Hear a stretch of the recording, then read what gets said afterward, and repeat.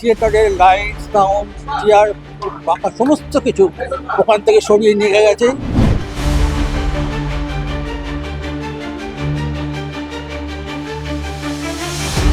একজন ওটাকে দখল করেছে, জিনিসপত্র নিয়ে গেছে, তারপরে প্রমোটারদের হ্যান্ডওভার তৃণমূলের। তাই আমি এসেছিলাম এটা সমাধান করার জন্য কি করা যায়, এবং আমরা ঢুকতে পারছি না আমার জায়গায়। মুখ্যমন্ত্রী আশ্বস্ত করেছেন, বলি আমি দেখছি, আমরা তালা লাগিয়ে দেয়। আমি সঙ্গে সঙ্গে থানায় অভিযোগ করি উইথ ডকুমেন্টস।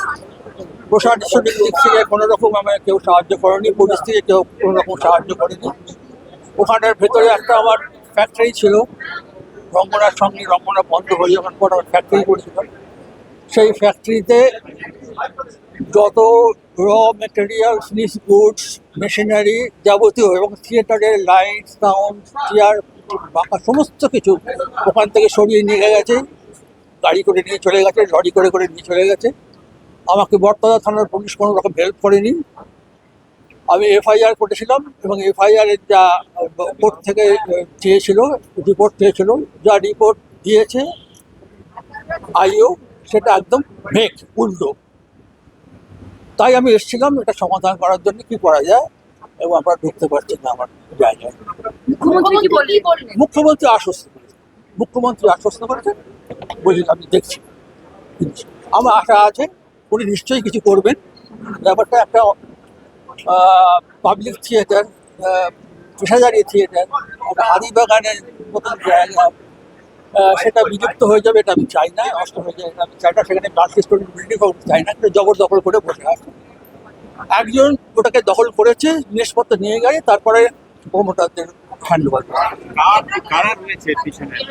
তারা আরও যায় না, নিশ্চয়ই কোনো এর লোক যায়, কোনো রকম না রাজনৈতিক নাম আমি কিছু বলবো না। যারা প্রশাসনিক দিক থেকে যখন আমাকে কোনো সাহায্য করেনি, তখন রাজনৈতিক দিক থেকে তারা বলতেই পারছে না।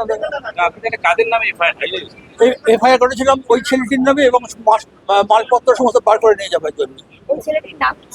ওই ছেলেটির নাম ছিল জ্যোতির্ময় আট। আশা করি ছিল, আমি জানি না, নাহলে অত সাহস পাবে কোত্থেকে। সকালে ওখানে ঘন্টা বসিয়ে করে সমস্ত কিছু বার করে দিয়ে আমার গায়ে হাত দিয়ে, পুলিশকে নিয়ে এসে আমার গায়ে হাত দিয়ে তালা খুলতে।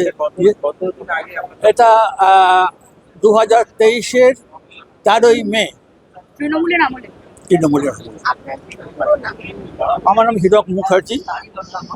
আমি সবাইকে চিঠি দিয়েছিলাম, কেউ মানে অনেক ওখানকার যারা এমপি আছেন, ওখানকার পুলিশ কমিশনার আছেন, ওখানকার ডেপুটি মেয়র আছেন, সবাইকে চিঠি দিয়েছিলাম, কেউ কোনো রকম আমাকে সাহায্য করেনি, আমার পাশে দাঁড়িয়ে নিয়ে এসে। আরো ভালো ভালো খবর দেখতে সাবস্ক্রাইব করুন বাংলা হান্টের ইউটিউব চ্যানেল। বাংলা হান্টের আরো খবর দেখতে নজর রাখুন। বাংলা খবর মানেই বাংলা হান্ট।